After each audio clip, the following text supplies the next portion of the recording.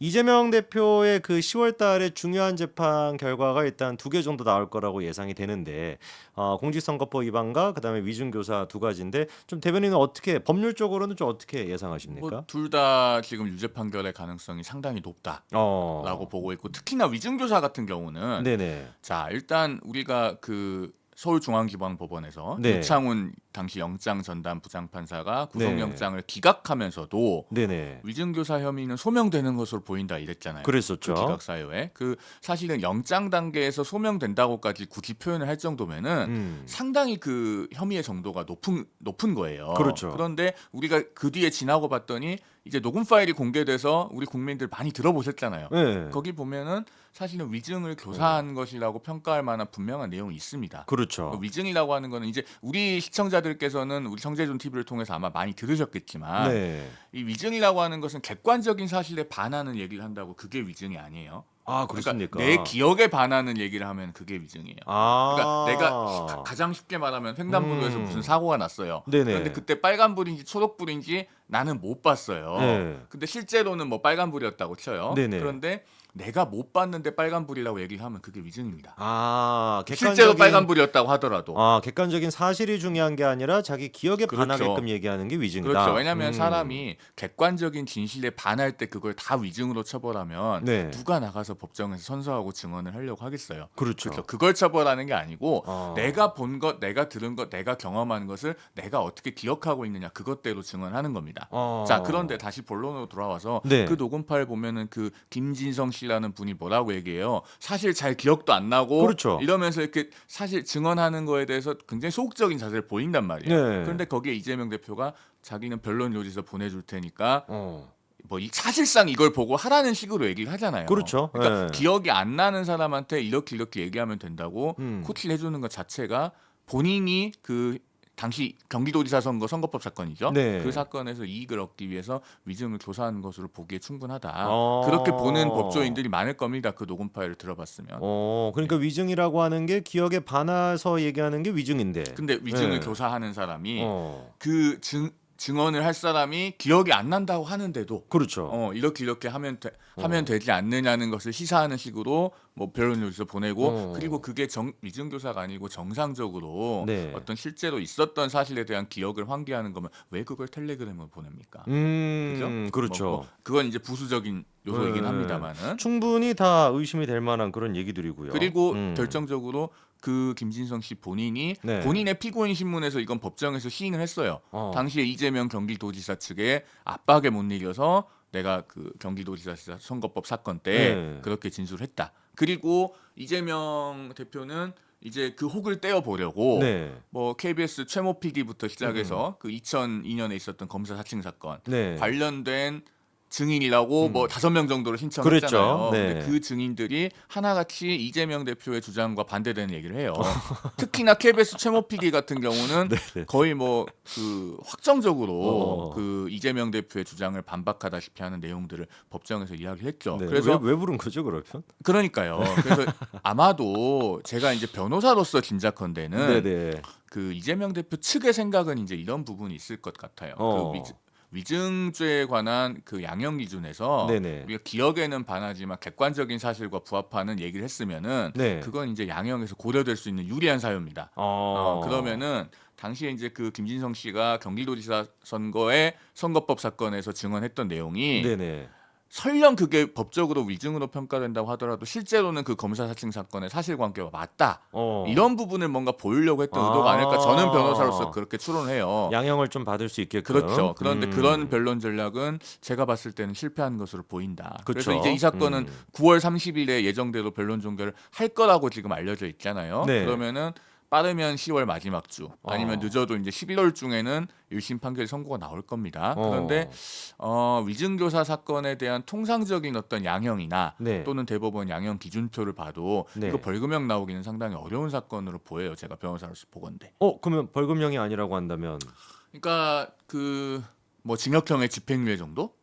징역형의 집행유예. 혹은 그동안에 이제 계속 그 혐의를 일관되게 부인해 왔기 때문에 그렇죠. 그런 부분까지 포함해서 본다면은 뭐 경우에 따라서는 실형 뭐 그런 가능성도 보이는데 이제 그것은 그 판사의 또. 법원이 독립적으로 판단할 사항이기 때문에 제가 여기서 구체적으로 뭐 왈가왈부하지는 않겠습니다. 네. 그러면 이제 김문기 씨를 모른다라고 한 거 요거는 좀 어떻게 보십니까? 자, 이거는 그거 좀 우리 어려워 오늘 좀 안 보이는데. 그래도 얘기를 네. 해야 되는데, 자 일단 이게 음. 선거법 사건이 굉장히 오래됐잖아요. 그렇죠. 2022년 3월 9일에 있었던 대선에 관련된 일이기 때문에 네. 2022년 9월 9일 공소시효를 앞두고 그 직전에 기소가 됐습니다. 네네. 그럼 이제 사건이 지금 만으로 2년 됐어요. 2년 됐죠. 2년 동안 이게 보도가 되면서 자꾸 김문기 모른다만 이렇게 제목에 뽑히니까 네. 많은 분들이 그 본질을 잊어버렸어요. 아, 본질을. 네, 일단은 네. 우리나라가 대선 후보나 뭐 국회의원 선거 출마한 사람한테 너 누구 알지 해가지고 잘 모르겠는데요 했는데 알고 보니까 가까운 사람이더라. 그거 하나만 갖고 허위사실 공표로 기소하는 그런 나라가 아니에요. 예를 들어서 제가 어디 선거에 나갔어요. 네네. 근데 뭐 한 몇 년 뒤에 너 성재준 위원 알아? 하는데 누구더라? 했는데 그거 가지고 기소되진 않는다는 거예요. 누구 그냥 단순히 그렇죠. 모른다고 얘기한 거 자, 정도는. 이 돌아가신 고 김문기 씨가 누굽니까? 자꾸 김문기 모른다만 나오는데 네. 성남도시개발공사 전 개발 1처장이잖아요. 그렇죠. 그렇죠? 그리고 대장동 개발의 핵심 실무자였습니다. 그러면은 이재명 성남시장이 당시에 성남도시개발공사에서 대장동 개발에 관한 핵심적인 실무자였던 이 김문기 전 개발 1처장을 모를 수 있냐? 예요. 그리고 그렇죠. 이 발언을 한 개가 아니에요. 어. 많이들 잊어버렸는데 4개입니다. 네 번이나 네 있습니까? 번이에요. 이 기소된 발언들은 처음에 SBS에서 시작해서 네. CBS 라디오, KBS, 그다음에 채널 A까지 어. 4군데 방송에서 한 거예요. 전부 다. 그리고 이걸 언제 했어요? 지난 대선 과정에서 했는데 2021년 12월 22일부터 12월 29일까지 했잖아요. 그 4번의 발언을. 네. 근데 그러면은 3월 9일이 대선이니까 대선에 임박한 시점이죠. 그렇죠. 이재명 당시 후보는 이미 민주당 경선 후보로 선출돼 있었고 네. 경기도지사도 그만둔 시점입니다. 그러니까 대선 다 올인해가지고 뛰고 있던 시점에 방송에 나와서 이런 발언들을 한 거예요. 그렇죠. 자, 그런데 제가 방금 전에 2021년 12월 22일부터 29일까지라고 했잖아요. 네. 그 직전에 12월 21일에 무슨 일이 있었어요? 이 김문기 씨가 돌아가셨어요. 극단적 선택을 해서. 네네네. 그러니까 언론으로부터 질문을 받아요. 당시에 이미 이제 대선 때 대장동 사건이 수면 위로 올라와서 네. 한창 의혹이 점화되고 있었고 그랬는데 이 김문기 씨는 극단적인 선택을 했어요. 네. 그러니까 이제 질문을 받을 거 아니에요. 그 그렇죠. 관계성이나 이런 것에 대해서. 그랬는데 이제 이재명 대표는 이 김문기 모른다 발언이 나온 거예요. 그것도 한 번이 아니고 네 번이나. 4개가 지금 다 기소가 돼 있습니다. 그 발언들이. 그래서 자 그러면은 우리가 이제 이걸 생각을 해봐야죠. 그동안에 이제 뭐 언론 보도 다 보셨으니까 알 텐데 네. 이재명 대표가 이 돌아가신 김문기 전 성남도시개발공사 개발 1처장하고 호주 뉴질랜드 출장도 같이 갔다 오잖아요. 그렇죠. 그 사진도 다 나오고 골프 카트도 바로 옆에서 탔고 뭐 골프도 같이 치고 그렇죠. 다 나왔단 다 말입니다. 했습니다. 이게 뭐 네. 그 영화 범죄와의 전쟁에서 나오는 것처럼 느그서장 남천동 살지 하면서 나 사우나도 가고 다 했다 뭐도 이거예요. 하고 다 했다 지금 네. 약간 그런 케이스예요. 그렇죠. 그런데 그 호주 뉴질랜드 출장을 갈 때 어떻게 갔어요? 원래 김문기 1처장은 명단에 없었어요. 그랬죠. 성남시장이 추가해서 갔어요. 그리고 가서 같이 4명이서 이렇게 기념사진도 찍고 그렇죠. 그 4명 중에 한 명이에요. 옆에서 같이 골프도 치고 골프카트도 타고 그러고서 돌아와서 무슨 일이 있어요? 이 김문기 개발 1처장이 대장동 개발의 핵심 실무자로 담당을 하게 돼요. 호주 뉴질랜드 갔다 와서. 네. 자 그러면은요 이런 전체 과정이 있었는데 대선 이 한창일 때 방송에 나가서 김문기 처장이나 대장동에 관한 질문을 받았어요. 네. 그런데 몰랐다고 해요. 그러면은 이것은 단순히 내가 누구를 알고 모르고 개인적인 관계에 대한 문제인가요? 아니에요. 대선 후보가 자기의 과거의 행위 사실에 대해서 적극적으로 허위 사실 공표한 걸로 평가할 수 있어요. 선거에 왜? 또 개입하는. 예, 그거를 안다고 알고 내가 뭐 여차저차 시인을 하면은 결국에는 대장동 사건에 대해서 본인은 계속 불리한 질문을 받아야 돼요. 그렇죠. 네, 그런 상황에서 이 김문기 모른다가 나왔기 때문에 그래서 이것은 공직선거법상 그러면은 당선 목적 허위 사실 공표 아니냐. 이래서 검찰이 기소가 된 거예요. 그런데 사건이 2년이 지나면서 계속 이제 우리는 기사를 볼 때 하나하나 다 못 읽어보고 제목만 보잖아요. 그렇죠. 그리고 사건이 너무 오래됐어요. 그러니까 김문기 모른다만 자꾸 나오니까 네. 이제 민주당에서도 맨날 그러잖아요. 그러면은 사람이 누군가를 알고 모른다는 거는 주관적일 수 있는데 그렇게 얘기하죠. 어떻게 그걸 다 정확하게 답을 할 수 있느냐? 한 번 어쩌다 그랬으면 모르겠는데 제가 말씀드리잖아요. 방송 4번이에요. 그리고 처음 발언할 때는 그 김문기 처장, 고 김문기 처장이 돌아가신 다음 날인데 네. 그러고서 그 방송의 발언도 숱하게 보도가 됐을 거 아닙니까? 그렇죠. 후속 네. 질문을 계속 다른 방송에서도 받았는데 그럼에도 불구하고 그 스탠스가 계속 유지가 됐어요. 무려 8일간에 걸쳐서. 그러면 이것은 적극적인 허위사실 공표 아닌가요? 그렇죠. 저는 법률가로서 그렇게 판단이 드는데 최종적인 판단은 법원이 하겠지만 하여튼 오늘 이 자리에서 제가 꼭 말씀드리고 싶은 것은 이 김문기 모른다는 결코 일회성이 아니다. 그리고 당시 대선 후보로서의 지위에서 본인이 어떤 이득을 얻을 만한 동기가 분명히 있는 발언이다. 저는 그렇게 평가합니다.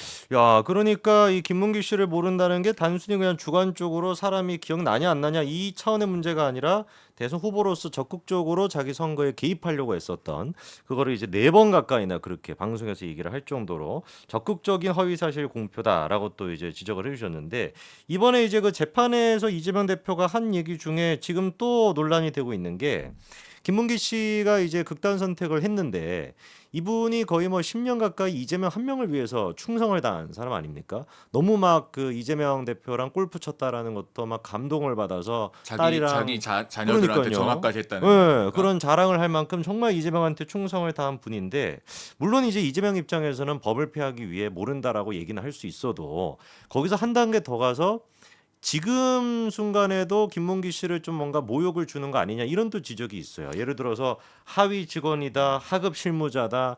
아니 내가 어떻게 급 떨어지게 뭐 체급 떨어지게 채통도 안 맞게 그런 직원이랑 얘기할 수 있는 이런 식의 발언들이 또 문제가 되고 있거든요. 그러니까 네. 본인은 어떻게든 이제 그 지난 대선 때 했던 김문기 씨 모른다라고 네. 하는 발언을 이제 수습하고 빠져나가야 되는 입장이 있잖아요. 그렇죠.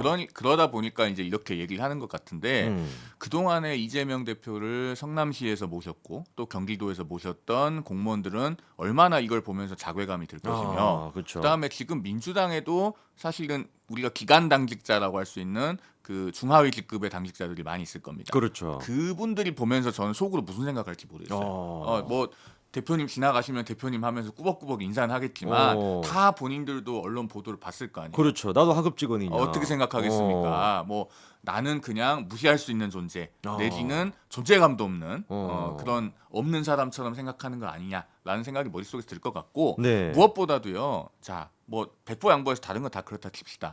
이 지금 이재명 대표의 선거법 관련된 재판에 대한 보도는 네. 고 김문기 개발 1처장의 유족들이 매번 이 보도를 보고 있을 겁니다. 그렇죠. 그죠? 그렇죠. 그런데 그 모른다는 발언으로 이제 유족들의 가슴에 대못을 박은 것으로도 모자라서 뭐 본인이 기소됐으니까 방어를 해야 되는 입장은 백보천보 양보해서 그럴 수 있다 치고 네. 그런데 거기서 또 뭐 하위직이 어떻고 뭐 유동규 본부장을 수발하러 온 사람인데 내가 어떻게 알 수 있냐 뭐 이러고 이렇게 자꾸 고인을 비하내지는 폄하하는 것처럼 네네. 그렇게 들릴 수 있는 발언을 해야 되는가? 전 그 보면서 그 사람 나고 정치 났지 정치 나고 사람 났냐라는 생각이 들더라고요. 참 진짜 씁쓸한데 정말 그게 중요한 포인트신 것 같아요. 유족들이 이거를 지금 다 보고 듣고 있을 텐데. 아마 굉장히 안 보고 안 듣고 싶으실 거예요. 그래서. 그렇죠. 네. 그래서 그때 당시 유족분들이 김문기 씨가 돌아가시고 하셨던 얘기도 김문기가 극단 선택을 한 게 아니다. 사실상 극단 선택을 당한 것이다. 이렇게까지도 표현을 했었습니다. 근데 김문기 씨가 제가 좀 추가적으로 찾아보니까 극단 선택을 하시기 한 3개월 전까지만 해도 굉장히 좀 당당하고 담담한 모습이었는데 갑자기 이분이 좀 180도 바뀐 경우가 있더라고요. 공식적으로 처음에 언론에 인터뷰를 했던 게 이제 연합뉴스의 인터뷰였다라고 하는데 그때 이제 그 김문기 처장이 했던 얘기가 회사에서 그냥 정한 대로 시키는 대로 했을 뿐인데 아무도 나를 보호해주지 않는다. 가슴이 아리고 아프다라고 하는 얘기를 연합뉴스 인터뷰에서 처음으로 이제 그때 밝혔습니다. 근데 왜 그러면 이렇게 입장이 갑자기 바뀌었을까? 요 직전이 바로 이재명 대표의 경기도 국정감사가 있었던 그 시기더라고요. 그러니까 이재명 대표가 국정감사했었던 발언, 뭐 그것 때문에 또 지금 재판받고 있는 것도 있죠. 백현동 개발과 관련돼서. 근데 그때 이제 이재명 대표가 했던 얘기가 직원 일부가 오염되어 부패에 관여한 점에 사과드린다라고 대장동에 대해서 입장을 밝혔습니다. 이 얘기가 어떻게 보면은 대장동에 대해서 나는 아무런 책임이 없고 일부 직원, 뭐 유동규가 됐거나 김문기 씨가 됐거나 이런 사람들이 부패하고 오염이 된 거지 나랑은 상관이 없어라는 식으로 들리는 거거든요. 그 얘기를 듣고 김문기 씨가 바로 다음에 이제 입장을 처음으로 밝혔던 게 가슴이 아리고 아프다라는 거였습니다. 그러니까 네. 얼마나 고통스러우면은 그런 선택을 했겠어요. 그렇죠. 그런데 이재명 대표가 이 4번의 기소된 발언 중에서도 특히 그 네 번째 그 2021년 12월 29일에 채널A에서 하는 그 이재명의 프로포즈라고 있어요. 그때. 인터뷰가 뭐 이렇게 그때 사람들 1시간 모아놓고. 한 반 정도로 약간 그 어. 한 10몇 명 정도 이렇게 네네. 모아놓고 타운홀 미팅 비슷하게 해가지고 특집 프로그램을 한 거 있는데 기억나네요. 거기서 이재명 후보가 이렇게 얘기를 해요. 그분이 왜 돌아가셨는지 저는 모르죠. 이래요. 그 발언이 분명히 있어요. 지금도 유튜브에 남아 있거든요. 그러니까 이게 전체 과정을 보면은요, 그냥 한숨만 나와요 보면서. 어떻게 저럴 수가 있나. 네. 그런 생각이 들고 지금이라도 저는 물론 뭐 이재명 대표가 방어를 해야 되는 입장인 건 알겠어요. 그렇다고는 네. 해도 그 고인과 그 유족의 가슴에 대못을 박을 수 있는 그런 종류의 말은 좀 안 했으면 좋겠어요. 지금이라도. 참 그래서 그때 유족들이 그렇게 얘기했습니다. 김 처장이 극단 선택이라는 그런 선택을 했지만 사실상 상황들을 보면 극단 선택 시킨 걸로 보인다라는 얘기를 할 만큼 정말 고통을 많이 당하셨는데 이 또 다음 주가 추석인데 아무래도 또 유족분들도 또 이게 지금 또 막 얘기가 나오고 하면서 또 고통당하시지 않을까 싶은데 지금이라도 정말 이재명 대표가 고인에 대한 그런 모욕이나 이런 거를 안 하길 바란다라고 일단 정리를 해보겠습니다.